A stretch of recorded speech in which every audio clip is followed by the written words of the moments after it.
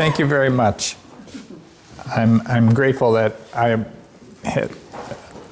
was given the invitation to come and do this as a book signing, but I wanted to talk a little bit about birds. And the subject, we'll talk about the book in a minute, but what I'm going to talk about, these are the subjects I'm going to talk about today.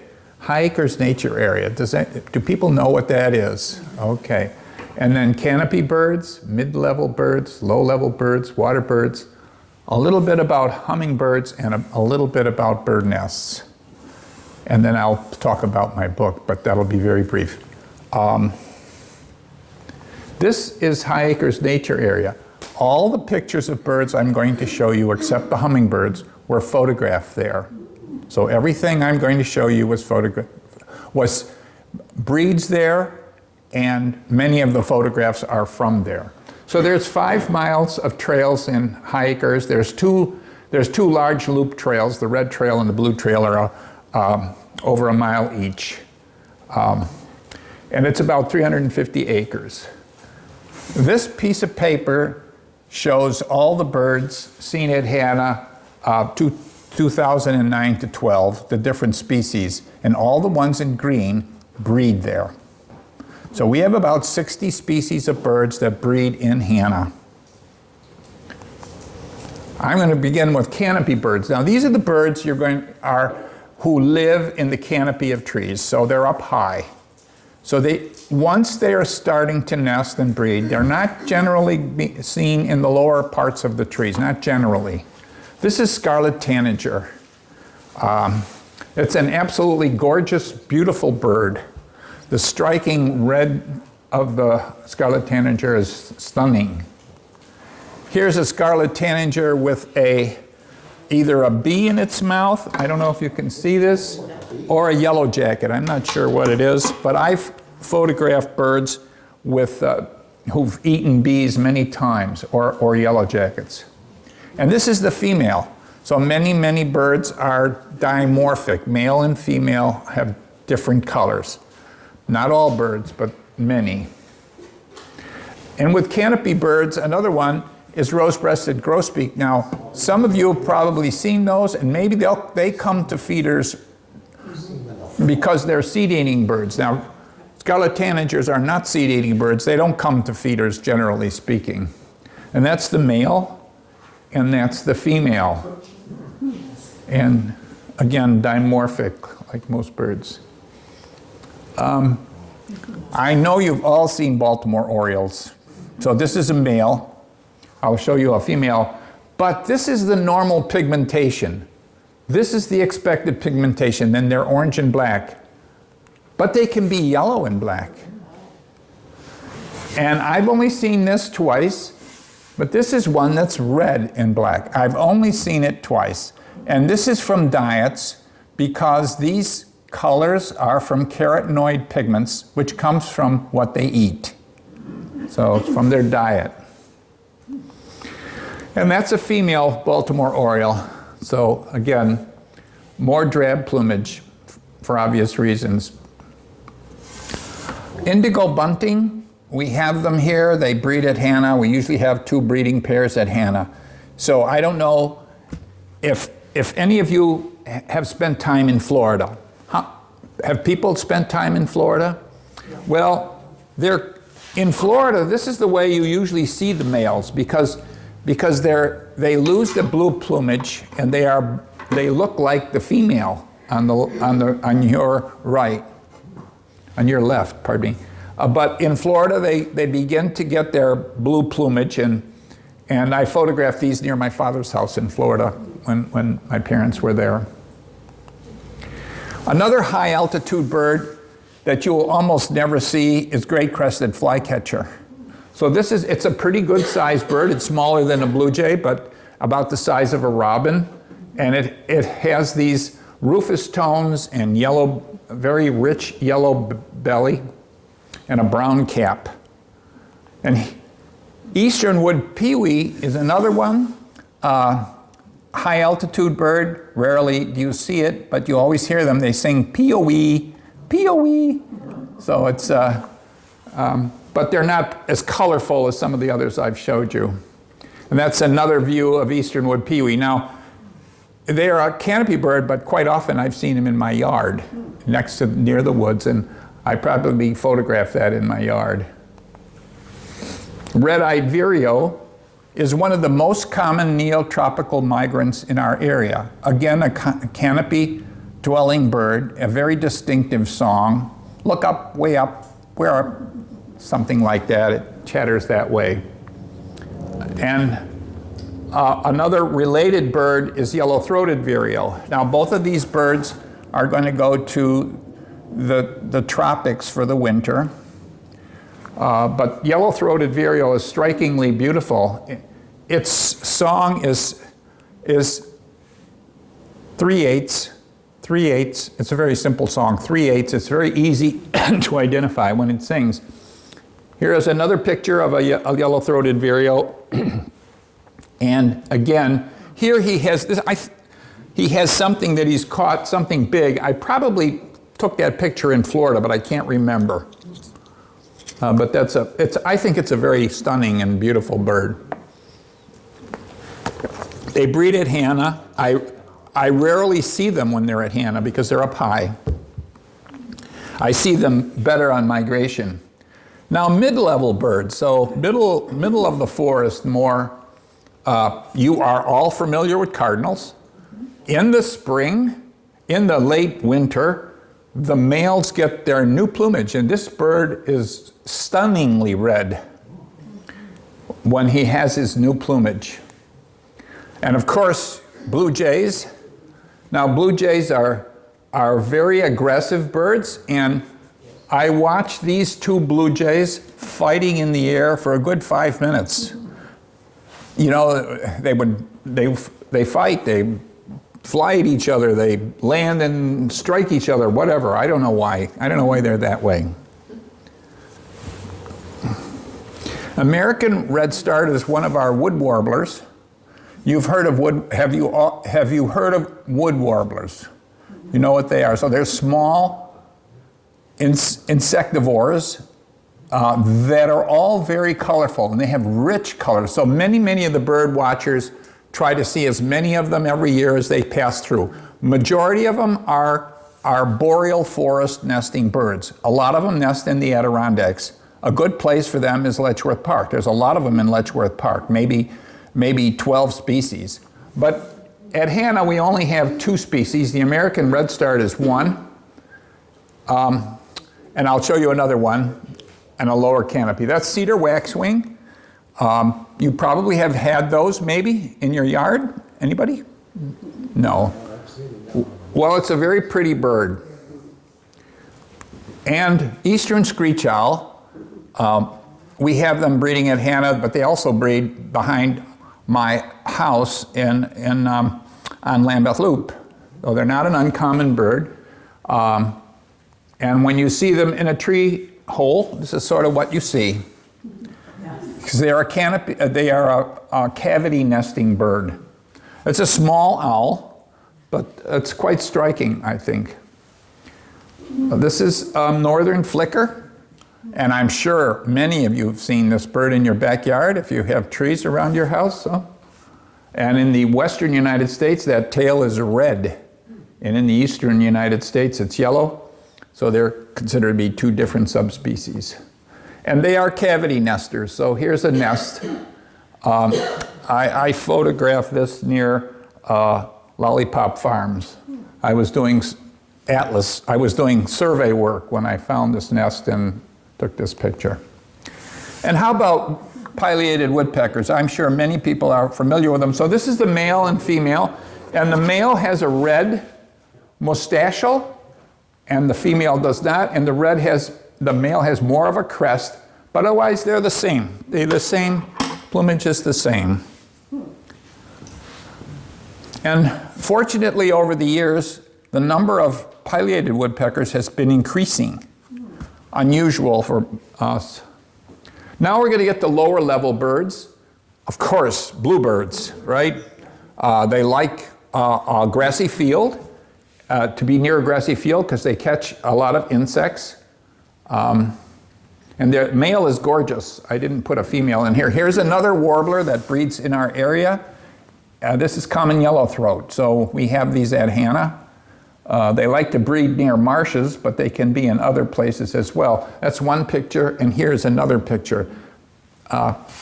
When I've done this for students, we call this bird the masked bandit. And yellow warbler is our most common warbler. There are probably 30 or 40 pairs of yellow warbler in Hannah, so it's abundant. Whereas the common yellowthroat, maybe we have 5 pairs, maybe 5, 6 pairs. Are they mistaken for goldfinches sometimes? They could be. Is that about the same size as a goldfinch? Yes, but the male goldfinch, it looks different in this, right? Quite a bit different. This bird is all yellow, and the female is just yellow. You don't see the red streaking on the breast. I didn't put a female picture in here. Yes? And this Hannah, you keep referring to Hannah, is that like... High Acres Nature Area. I call it Hannah. That's easy for me.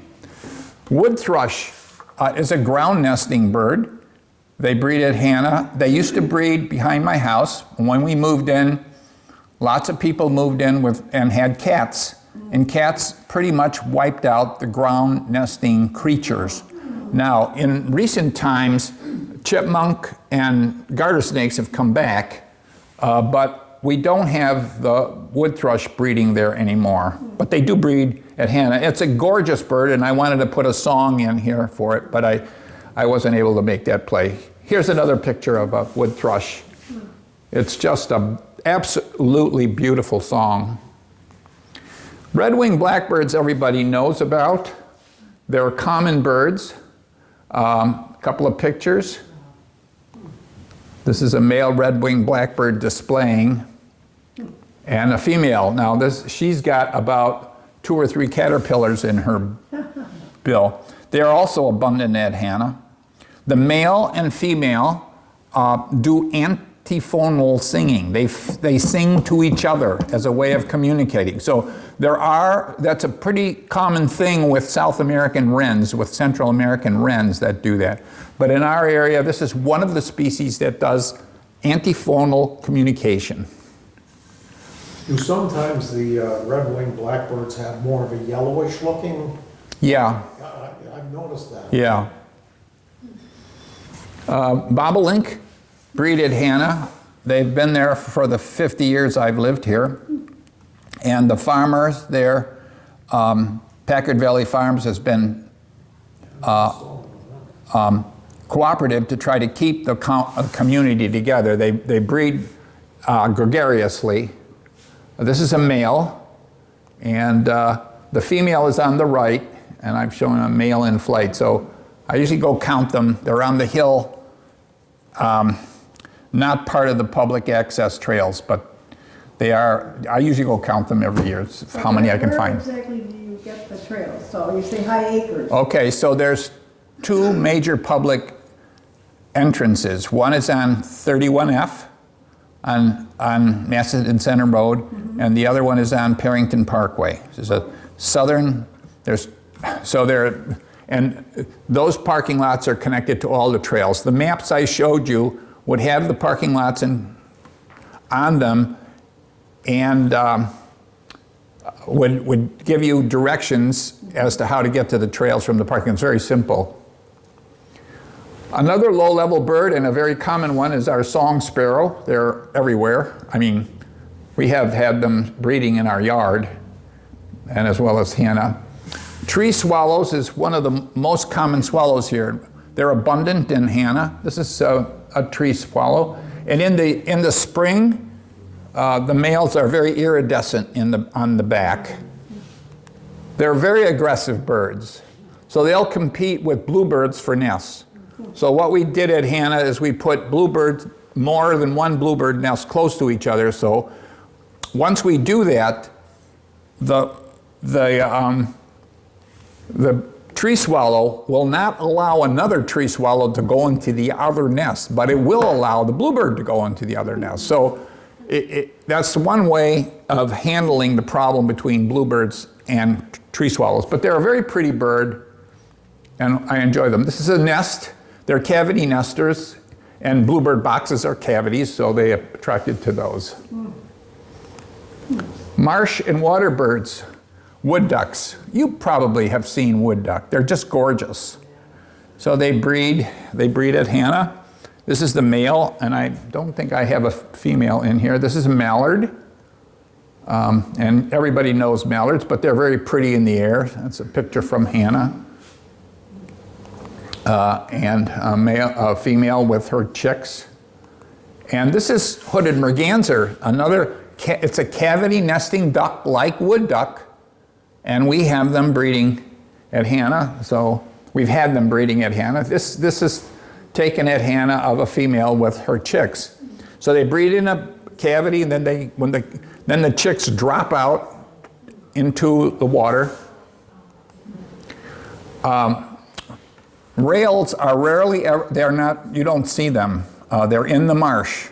So this is a Virginia rail. We have several pairs that breed there. And that's it's a Virginia rail chick. Killdeer. Now, Virginia rail and killdeer, males and females look the same. They're monomorphic. So this is a killdeer on a nest. We only get killdeer at high acres when we have the right kind of rocky habitat for them. But these are chicks, also taken there. And we have the only actual heron that breeds in high acres is the green heron. Oh, this is a green heron, and this is a nest in Hannah with a heron on the nest. Belted kingfisher nest nearby. They nest in the landfill, in some of the dirt piles in the landfill, because they make a nest in a mud hill, in a hole. They create a hole, and that's their nest site. But they feed in Hannah all the time, male and female. Something about hummingbirds. I'm going to say a few words about hummingbirds. So these are the North American hummingbirds. Most of these birds were photographed in Arizona. And you can see the rich colors of the gorgets. I'm not going to go through each and every one for you, but that's our ruby-throated, and I took that picture in my backyard. If you have hummingbirds and you put out multiple feeders, they'll come back to the same location, and you can acquire more than one breeding pair. So there are 6 hummingbirds in this feeder, and this is at my sister-in-law's house, but our neighbors have a feeder at their cabin on Skinny Atlas Lake, and they'll have multiple hummingbirds coming to their feeder. I only ever get one pair, usually. That's a hummingbird nest. It's camouflaged with lichen from a tree, and that's a hummingbird on that nest. Oh, that's a good picture for me. Costa's hummingbird is one that was near where my brother-in-law lived in Arizona, and that's a nest of a Costa's hummingbird, which I've found. Broadbill hummingbird is another western hummingbird, and it's gorgeous. And here, this bird is drinking water, I think. And here is a hummingbird that's going into the water, and again, looks like it's drinking water. I just wanted to show you those pictures. Nests. The development of tree nests and the skill to build them is one of the triumphs of the order of birds. That's American woodcock. On its nest, it looks like the leaves. This is the bird. This is the eye, this is the bill. Okay? So they look like the leaves. And there's the bird. American woodcock. So we have them.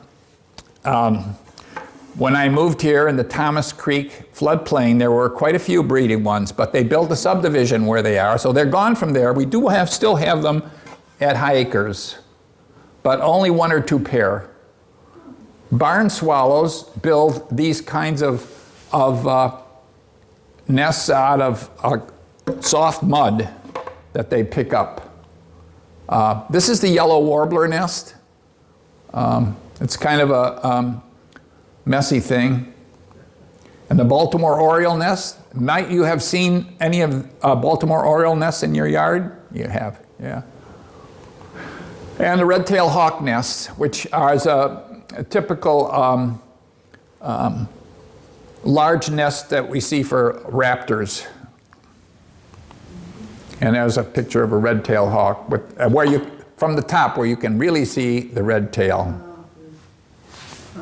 Now, that's a black rat snake. So in eastern United States, there are 3 snakes that are the most important predators of birds in trees, because they can climb trees. So there's corn snake, black rat snake, and fox snake. This is taken in New York. I took this picture, and this snake is almost 6 feet, is about 6 feet long. It's a big snake. And I am just flabbergasted that he can climb a vertical maple tree. So he's going up the tree, and he can sense where the birds are by sight and by scent. He watches the birds going to and from the nest, and then he will go and attack the nest, and they will eat the chicks and they will eat the eggs. So that's called a nest predator. I just wanted to show you the picture. Okay, the book, Feathered Marvels. Randy Minotaur helped me with the book. She edited the book, she found the publisher, she did the index in the book, and we had to do the index in 3 days. We were given a 3-day deadline for the index, that's all we had left. And so we didn't do a nice, complete total index, but it's pretty good.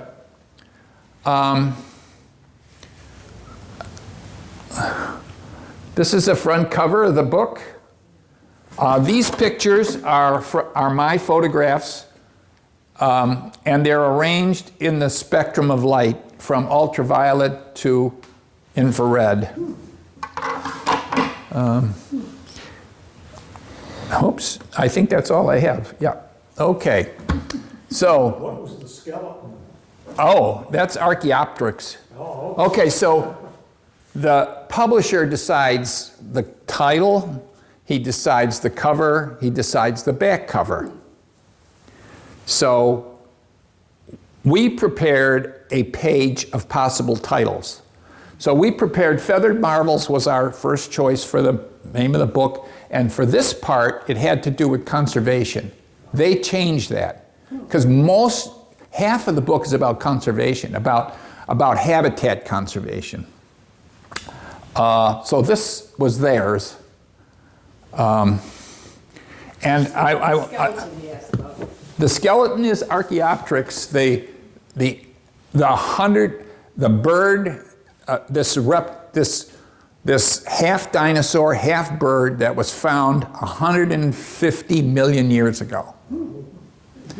So on the back of the book, I ask that these 2 recommendations for the book be put on the back, and they wrote to me and said, well, we don't do that. So when the book came out, there they were. They put them on the back, so I was real happy about that. Yeah, so that's kind of working with the publisher. And I just wanted to show you colorful birds from Perinton, not to go into birds of the world or too many things. Now, the book, I thought I had another, let me see what. The book is about the natural history of birds. There's really several chapters on the natural history. The lives of birds, part 2 is the lives of birds. And then it goes through habitats and what's happening to habitats on Earth. And then, can we do anything about conservation of birds? So that's what's in the book. Are these birds so specific that if you went to Scottsville, you would see a whole different? Now, the ones I showed you the pictures of? Yes, I mean, is it likely if in Scottsville I could see some of these birds? That I showed you. Yes. Yes, you can see them in Scottsville. I've seen the Baltimore Oriole Yeah. and the, Red-winged blackbird, maybe? yeah, well, yes. Probably a red. lot of those seem very exotic compared to anything I've ever seen in Scottsville. Yes, but part of it is finding these Yeah, birds. that's it, I think. Yeah, I Yes. So need binoculars are a good lens to see. all of these birds would be findable in Mendon Ponds Park. Oh, okay. Okay. Awatka Creek area, many of them, maybe all of them, I don't know for sure. Yeah. Okay. And some of them are more common and others are less common. The scarlet tanager would be less common, the yellow-throated vireo less common, and then the red yellow warbler is common. I only ever saw a scarlet tanager once, and at first I thought it might have been a bluebird, but it was too blue all over. Well, they turn green, like the female in winter, though they're not always, they have that scarlet color in spring and summer. How about the Canandaigua area? Like the northern end of Canandaigua? It's a very good place to find birds. There are birding trips there. So she's got a cabin on Canandaigua Lake. But Yeah. are there a lot of these same birds in that area? Well, I don't know how many of them, but some would be, it's definitely some would be there. Now it depends on the habitats you have to work with. Because I'm grabbing birds out of different habitats here. Swamp, a lot of Swamps are good for certain birds. You know, that common yellowthroat's there, red-winged blackbirds are there, the Virginia rail is there. So, yes. Any other questions? Yes. Yes, Dominic, I was wondering for myself, an amateur, does your book include suggestions on how to attract hummingbirds or what kind of feed?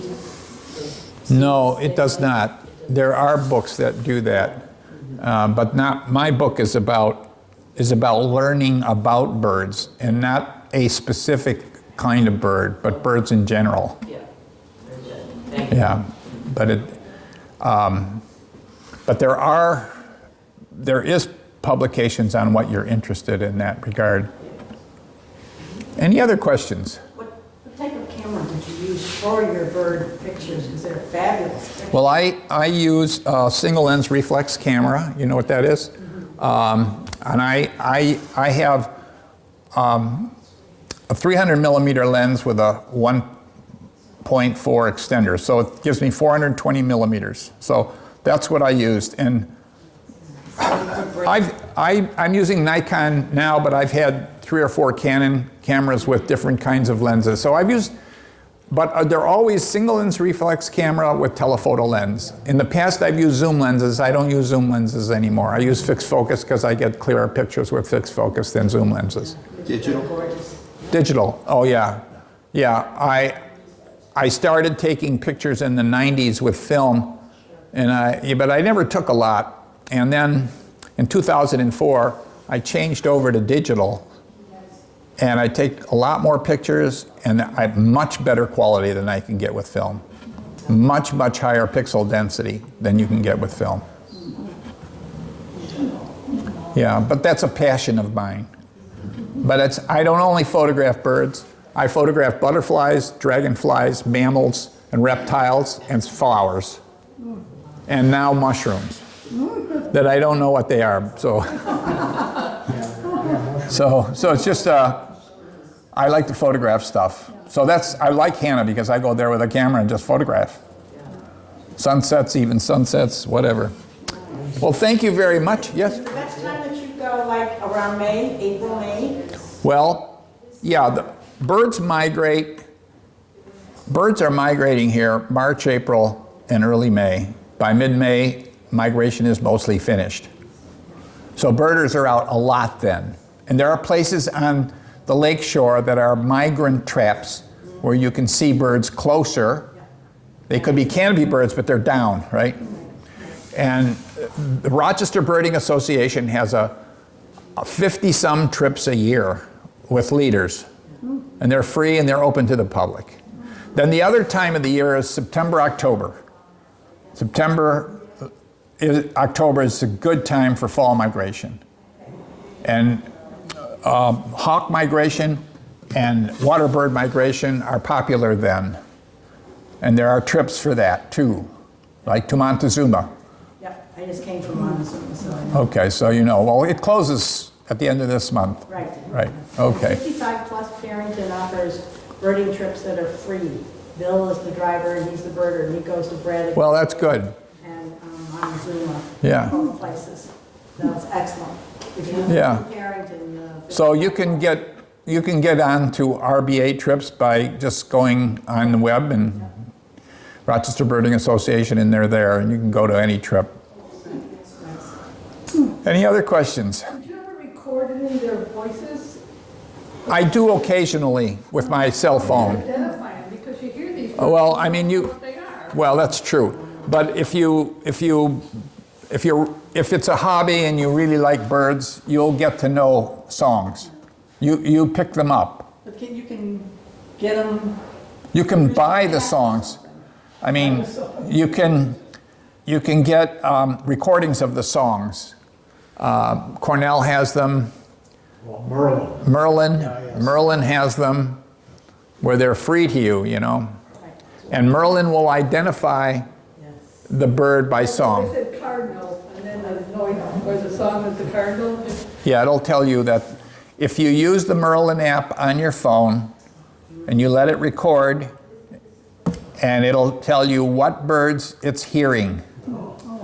So it's very easy. It's a free app from Cornell Lab of Ornithology. Many, many people use it now. You'll find it. So it's a fun thing to do. In the spring. He helped to build this, we have a bird there. He helped to build it. That's my building. That was his building. Oh, the lab.